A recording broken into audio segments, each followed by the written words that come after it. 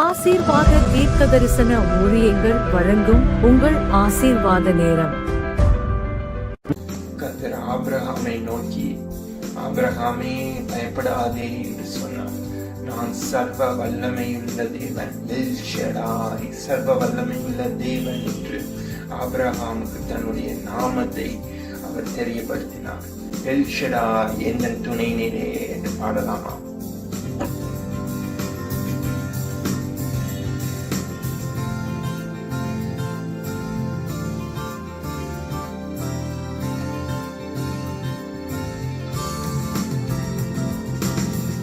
L Shaddai எந்த துணை நீரே, என் வாழ்வின் கேடகம்.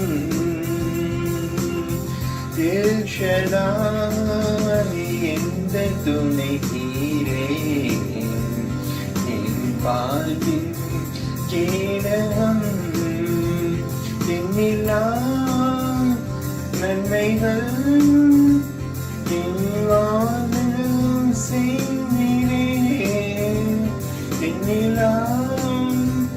நன்மைகள் என் வாழ்வில் செய்தீரே, என் வாழ்வின் பலனிலே, என் வாழ்வின் பலனிலே. எல் ஷடாய் எந்த துணை நீரே, என் வாழ்வின் கேடகம். எல் ஷடாய் எந்த துணை நீரே, என் வாழ்வின் கேடகம்.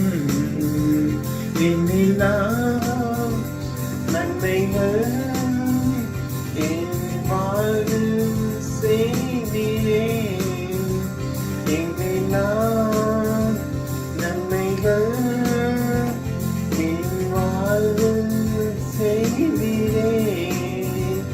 என் வாழ்வின் பலனிலே, என் வாழ்வின் பலனிலே.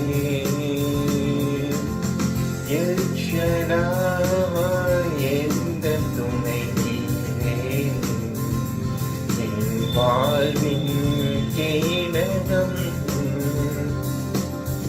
காலைதோறும் கிருபை பொழியும் கிருபையே ஸ்தோத்திரம். காலைதோறும் கிருபை பொழியும் கிருபையே ஸ்தோத்திரம். உந்த நாமம் எந்த இன்பம், உமது செட்டை அடைக்கலம். உந்த நாமம் எந்த இன்பம், உமது சேட்டை அடைக்கலம். எல் ஷடாய் எந்த துணை நீரே, என் வாழ்வின் கேடகம். எல் ஷடாய் எந்த துணை நீரே, என் வாழ்வின் கேடகம். இம்மட்டும் என்னை காத்து நடத்தின எபினேசரை ஸ்தோத்திரம். இம்மட்டும் என்னை காத்து நடத்தின எபினேசரை ஸ்தோத்திரம். எந்த நாளும் கூட இருக்கும் மனுவேலே ஸ்தோத்திரம். எந்த நாளும் கூட இருக்கும் இம்மனுவேலே ஸ்தோத்திரம். எல் ஷடாய் எந்த துணை நீரே, என் வாழ்வின் கேடகம். எல் ஷடாய் எந்த துணை நீரே, என் வாழ்வின் கேடகம். யெகோவா நீரே இந்த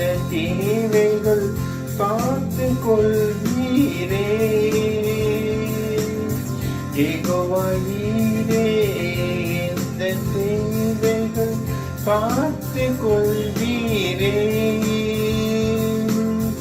எந்த வாழ்வின் சமாதானமே யெகோவா ஷாலோம் ஸ்தோத்திரம்.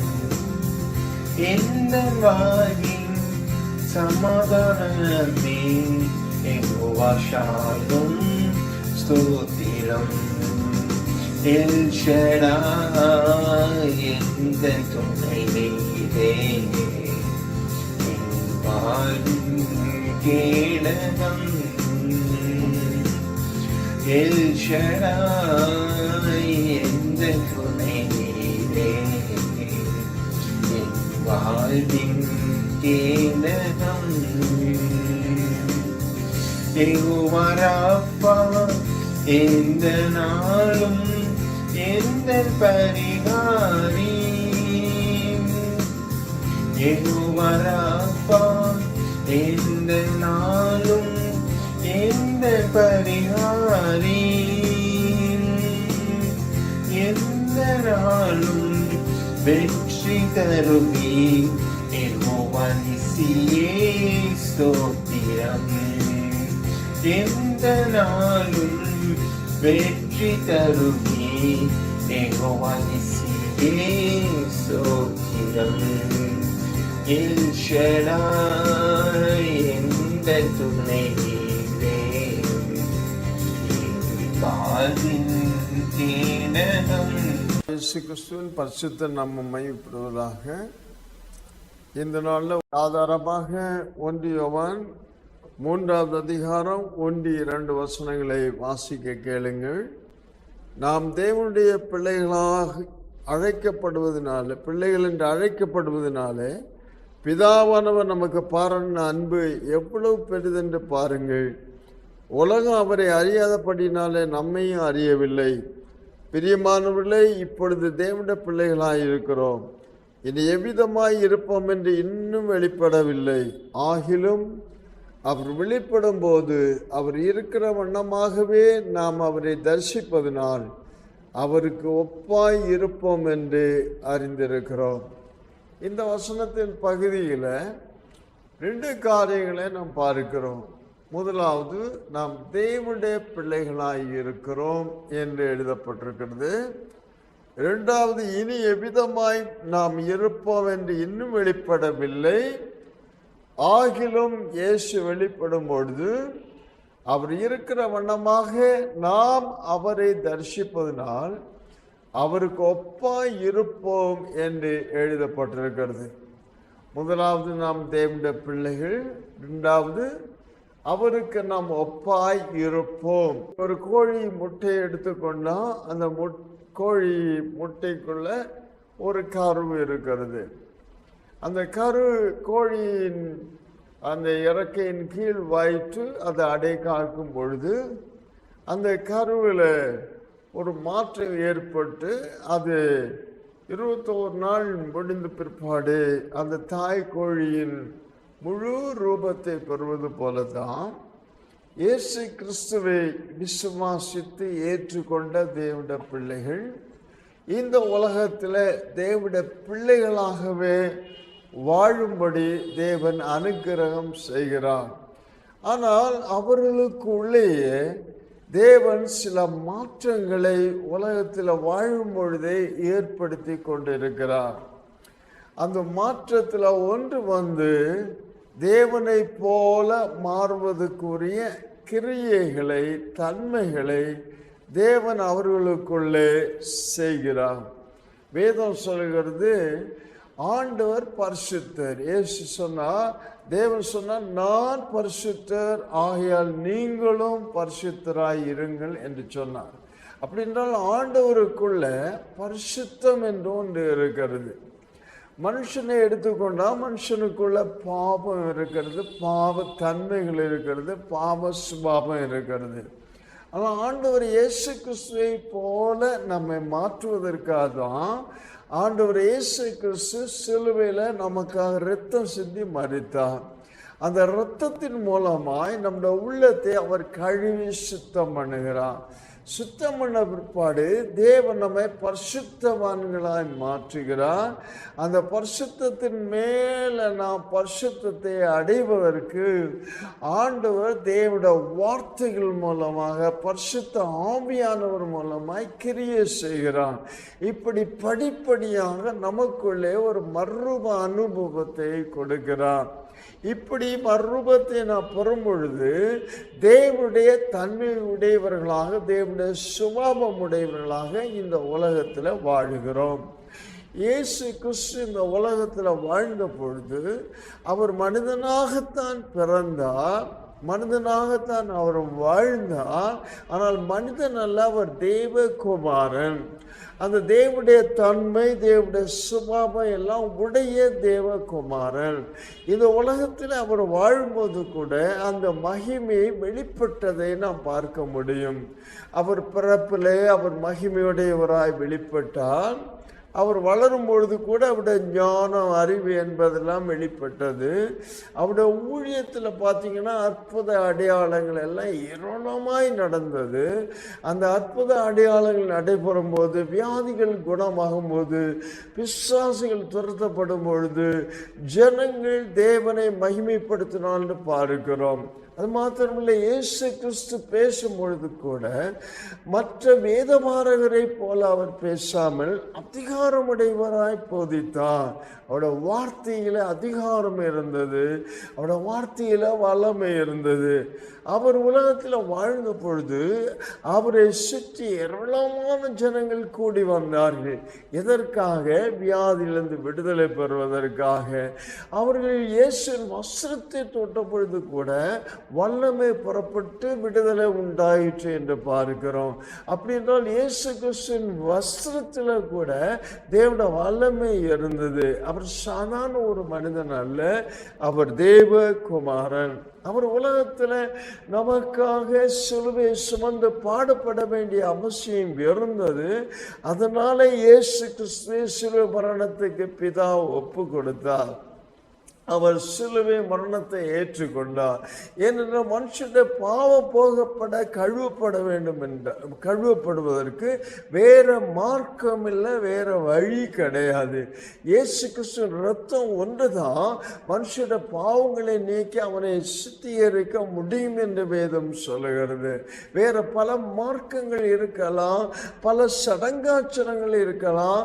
இவைகளை கை கொள்வதனால அவனுடைய மனது, அவனுடைய உள்ளம் சுத்தமாக்கப்படுகிறது இல்லை. ஆனால் இயேசு கிறிஸ்து ஒருவர் தான் மனிதனுடைய பாவத்தை நீக்கி எல்லா அநியாயத்தையும் நீக்கி சுத்திகரிக்க அவர் உண்மையுள்ள தேவனாக இருக்கிறார். அவர் இரத்தத்தின் மூலமாக பரிசுத்தத்தை நாம் பெற்றுக்கொள்கிறோம். அந்த இரத்தத்தில் கூட வல்லமை இருக்கிறது, இந்த இரத்தத்தில் பாதுகாப்பு இருக்கிறது. இரத்தம் சுத்திகரிக்கும் வல்லமையுடையதாக இருக்கிறது. ஆனால் அல்ல, இயேசு கிறிஸ்துவின் வார்த்தையில மாத்திரம் அவருடைய வல்லமை வெளிப்படவில்லை, மகிமை வெளிப்படவில்லை. அவருடைய வார்த்தையோடு சேர்ந்து அவரே மகிமையின் தற்சரூபமாக இந்த உலகத்தில் வாழ்ந்தார். அப்படி என்றால் முழு அம்சமும் இயேசு கிறிஸ்துவின் முழு தன்மையும் அவர் மனிதனாய் வாழ்ந்தாலும் மகிமையின் தன்மையுடையவராய் வாழ்ந்தார். அவர் தேவகுமாரன் அல்லவா? மனுஷனாக வாழ்ந்தாலும் அவர் தேவகுமாரனாக இருந்ததுனால முழு தேவனுடைய மகிமையின் அம்சமும் அவருக்குள் அடங்கி இருந்தது என்று வேத வசனம் சொல்லுகிறது. இந்த மகிமையுடைய தேவன் மனிதனை சிருஷ்டிக்கும் பொழுது கூட அவனையும் கூட மகிமையுடையவனாகத்தான் கர்த்தர் படைத்தார் என்று வேதம் சொல்லுகிறது. வேதம் சொல்லுகிறது, மனுஷனை தேவன் படைக்கும் பொழுது தேவ தூதர்களும் அவனை சற்று சிறியவனாக படைத்தார். அவனை மகிமையினாலும் கனத்தினாலும் முடிசூட்டினார் என்று பார்க்கிறோம். எல்லாவற்றின் மேல் அவனுக்கு ஆளுகை அதிகாரமும் கொடுத்திருந்தாராம். அவனுக்கு அழகு உடையவனாக கர்த்தர் படைத்தான். அவனை அதிகாரம் உடையவனாய் படைத்தான். எல்லாவற்றையும் ஆளுகை செய்யக்கூடிய திறமை உடையவனாய் படைத்தான். அது மாத்திரமல்ல, பரிசுத்தமுடையவனாய் படைத்தான். தேவனை போன்ற சாயல மனிதனை படைத்திருந்தார். அந்த மனிதன் பாவம் செய்தபடினால தேவனுடைய வார்த்தைக்கு கீழ்ப்படியாமல் தேவன் விளக்கின ஒரு விஷயத்தின் கனியை புசித்து தேவனுடைய வார்த்தைக்கு அவன் கீழ்ப்படியாமல் போனபடியினால பாவம் அவனுக்குள் வந்தது. அந்த பாவத்தின் விளைவாக அவனுக்குரிய தேவன் கொடுத்த அந்த மேன்மையை அவன் இழந்து போய்விட்டான். ஆனால் அந்த மகிமையை அவன் திரும்ப பெற்றுக்கொள்ள வேண்டும் என்று தேவன் விரும்பினார். ஒரு மனிதனால பாவம் வந்தது. அந்த பாவத்தை போக்குவதற்காக இயேசு இந்த உலகத்துக்கு வந்தார், மனிதனாக அவதரித்து வந்தார். அந்த மனிதனுடைய பாவத்தை அவர் மேலே அவர் சுமந்து தீர்த்து மனிதன் இழந்த அதே மகிமையை திரும்ப மனிதனுக்கு கர்த்தர் கொடுக்கிறார். இந்த மகிமையை தேவன் கொடுப்பதற்காக அவர் சிலுவைக்கு செல்ல வேண்டியது இருந்தது, அவர் பாடு சகிக்க வேண்டியது இருந்தது, அவர் வேதனை அடைய வேண்டியது இருந்தது. எல்லாவற்றையும் அவர் பொறுமையோடு ஏற்றுக்கொண்டு அவர் நமக்காக சிலுவையில் மரித்ததன் மூலமாய் எழுந்து போன மகிமையை மேன்மையை நாம் திரும்ப அவர் மூலமாய் பெற்றுக் கொள்ளுகிறோம். அவர் நம்முடைய மனுவர்க்கத்துக்கு பிரதிநிதியாய் நின்று எல்லாவற்றையும் திரும்ப எடுத்துக்கொண்டபடியினால அதே மகிமையை உடையவர்களாக இந்த உலகத்திலே நாம் வாழ வேண்டும் என்று ஆண்டவர் இயேசு கிறிஸ்து விரும்புகிறார். அவர் கூட யோவான் எழுதின புஸ்தகம் 17ஆம் அதிகாரத்தில் சீஷர்களுக்காக ஜெபிக்கும் போது இவ்விதமாக சொன்னார். 22ஆம் வசனத்துல, நாம் ஒன்றாயிருக்கிறது போல அவர்களும் ஒன்றாயிருக்கும்படி நீர் எனக்கு தந்த மகிமையை நான் அவர்களுக்கு கொடுத்தேன் என்று சொல்லுகிறார். அப்படி என்றால் மனுஷன் இழந்ததை மனுஷனுக்காக தேவன் இயேசு திரும்ப பெற்றுக்கொண்டது மாத்திரமல்ல, அதே மகிமையை அவர் எடுத்துக்கொண்டதை மனுக்குலத்துக்கு திரும்ப கொடுக்கிறார். மனுஷன் இழந்ததை திரும்ப பெற்றுக்கொள்ளும்படி ஆண்டவர் அவனுக்கே அந்த மேன்மையை கொடுக்கிறார். இன்றைக்கு தேவனுடைய பிள்ளைகளாகிய நாம் இந்த உலகத்துல வாழுகிறோம். நாம் இயேசுவை இரட்சகராய் அங்கீகரித்து ஏற்றுக்கொள்வதற்கு முன்பாக இந்த உலகத்துல பாவத்திலும் அக்கிரமத்திலும் அநியாயத்திலும் வாழ்ந்து கொண்டிருந்தோம்.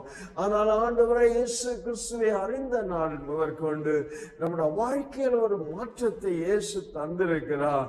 அவருடைய இரத்தத்தினால் நாம் சுத்திகரிக்கப்பட்டு நீதிமான்களாக்கப்பட்டிருக்கிறோம். அது மாத்திரமல்ல, படிப்படியாய் ஆண்டவருக்குள்ள வளரும்படியான ஸ்லாக்கியத்தை கர்த்தர் தந்திருக்கிறார். மேன்மை அடையும்படி உயரும்படிக்கு ஆண்டவர் அனுக்கிரகம் செய்கிறார். நம்முடைய உள்ளான மனுஷன் ஆத்மா மனுஷன்ல ஒரு பெரிதான மாற்றத்தை இயேசு தந்திருக்கிறார். ஒரு வாழ்வை கர்த்தர் தந்திருக்கிறார். அதற்காக இயேசு கிறிஸ்துவின் பாடு, இயேசு கிறிஸ்துவின் சிலுவை மரணம் உதவி செய்தது. அதனால நாம் பெற்றுக்கொண்ட அந்த அனுபவத்தில் மென்மேலும் வளரும்படிக்கு கர்த்தர் நமக்கு அனுகிரகம் செய்வதற்காக பரிசுத்த ஆவியாகிய ஒரு தேற்றவாளனை நமக்கு தந்திருக்கிறார். வேத வசனங்களை கர்த்தர் எழுதி தந்திருக்கிறார். வேத வசனங்கள் மூலமாய் நம்மோடு பேசுகிறார். பைபிளை நாம் படிக்கும் பொழுது வேதத்துள்ள மறைப்பொருட்களை புதையல்களை எல்லாம் கர்த்தர் வெளிப்படுத்தி தருகிறார். அதன் மூலமாய் நம்முடைய உள்ளான மனுஷன், ஆவிக்கிற மனுஷன் மென்மேலும் வளர்ச்சியை பெறுகிறதை நாம் பார்க்கிறோம். அப்படிப்பட்ட வளர்ச்சி அடைய அடைய அடைய அவர்களுக்குள்ள மனுஷனுக்குள்ள ஒரு மறுரூபத்தின் அனுபவம் ஏற்படுகிறது. வேதத்தில் இவ்விதமாய் வாசிக்கிறோம்.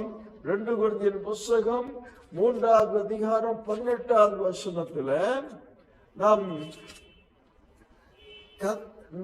நாம் எல்லாரும் திறந்த முகமாய் கர்த்தருடைய மகிமையை கண்ணாடியிலே காண்கிறது போல கண்டு ஆவியாயிருக்கிற கர்த்தரால் அந்த சாயலாகத்தானே மகிமையின் மேல் மகிமை அடைந்து மறுரூபம் அடைகிறோம் என்று பார்க்கிறோம்.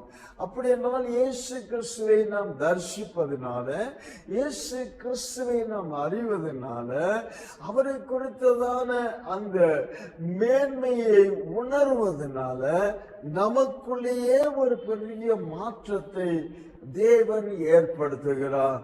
அதோடு கூட தேவனை தரிசிக்கிற அந்த அனுபவம், விசுவாசத்தினால நாம் அவரை பார்க்கிற அந்த அனுபவம், விசுவாசத்தினால் அவரோடு நாம் ஐக்கியப்படுகிற, ஒட்டி கொள்ளுகிற அனுபவம், கிறிஸ்துவுக்குள் மேன்மை அடைகிற, வளருகிற அந்த அனுபவம் எல்லாம் நமக்குள் ஒரு மறுரூபத்தை தருகிறது. அப்படி நாம் மறுரூபமாக்கப்பட நம்முடைய உள்ளான மனுஷன் எல்லாவற்றும் நம்முடைய ஆவிக்குரிய மனிதன் மேன்மை அடைந்து கொண்டே வருகிறான். அந்த மேன்மையின் மூலமாய் நாம் இந்த உலகத்துல இயேசுவை போல வெளிப்பட ஆரம்பிக்கிறோம். வேதம் சொல்லுகிறது, நான் உலகத்திற்கு ஒளியா வந்து நீங்களும் உலகத்திற்கு வெளிச்சமா இருக்கிறீர்கள் என்று ஆண்டவர் சொன்னார். அப்படின்னால் ஆண்டவருடைய அதே மகிமை நமக்குள் வரும் பொழுது நாமும் கிறிஸ்துவுக்குள் நான் பிரகாசிக்கிற ஒரு மனிதனாய் மாறுகிறேன். அப்படி நான் பிரகாசம் வெளிப்பட ஜனங்கள் நமக்குள் வெளிப்படுகிற இந்த தேவ மகிமையை காண்கிறார். இயேசு கிறிஸ்து உலகத்தில் வாழ்ந்த பொழுது ஒரு முறை சீஷர்களை அழைத்துக் கொண்டு மருமலைக்கு சென்றார். அவர் எப்படிப்பட்ட மேன்மையுடையவர், மகிமையுடையவர் என்பதை சீஷர்கள் அறிய வேண்டும் என்று கர்த்தர் விரும்பினார். அதனால 3 சீஷர்களை அழைத்துக் கொண்டு அவர் மருமலையில ஜெபம் பண்ணும் பொழுது அவருடைய மகிமை வெளிப்பட்டது என்று பார்க்கிறோம். அவருடைய முகம் சூரியனை போல பிரகாசித்தது. அவருடைய வஸ்திரங்கள் வெளிச்சத்தை போல் வெண்மையாயிற்று என்று பார்க்கிறோம். அவருடைய சுபாவத்தில் அவருடைய மகிமையுடையவராயிருந்தார். அவர் செயல்ல அவர் மகிமையுடையவராயிருந்தார். அவருடைய கிரியையில அவர் மகிமையுடையவராயிருந்தார். அவர் பேச்சில அவர் மகிமையுடையவராயிருந்தார். மகிமை என்று சொல்லும்போது அறிவு, ஞானம், அதிகாரம், வல்லமை எல்லாவற்றையும் அது காட்டுகிறது. எல்லாம் உடைய தேவன் இப்பொழுது அவர் சீஷனுக்கு முன்னாக அவருடைய சுய மகிமையை வெளிப்படுத்த ஆரம்பிச்சோம். அவருடைய முகத்தை பார்க்கும் பொழுது எவ்வளவு சூரியனை போல இருந்தது பார்க்கிறோம். வேதம் சொல்றது, நீதிமான்கள் பிதாவின் ராஜ்யத்துல சூரியனை போல சதாகாலம் பிரகாசிப்பார்களாம். அவ்வளவு மேன்மையான அனுபவத்துக்குள்ள தேவன் தேவ ஜனங்களை வாய்ச்சு இருக்கிறார்.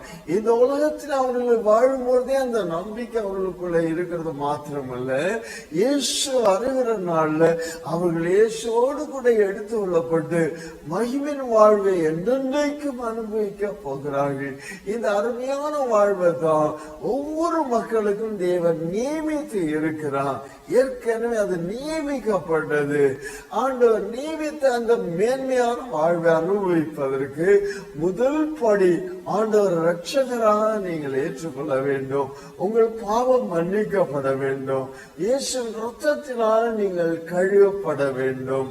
அப்பொழுது தேவன் உங்களை பிள்ளைகளாக அங்கீகரிக்கிறார். அதற்கு மேலாக ஒரு பிள்ளை வளர்வது போல கிறிஸ்துவுக்குள் வளர்வதற்கு தேவன் நமக்கு அனுக்கிரகம் செய்கிறார்.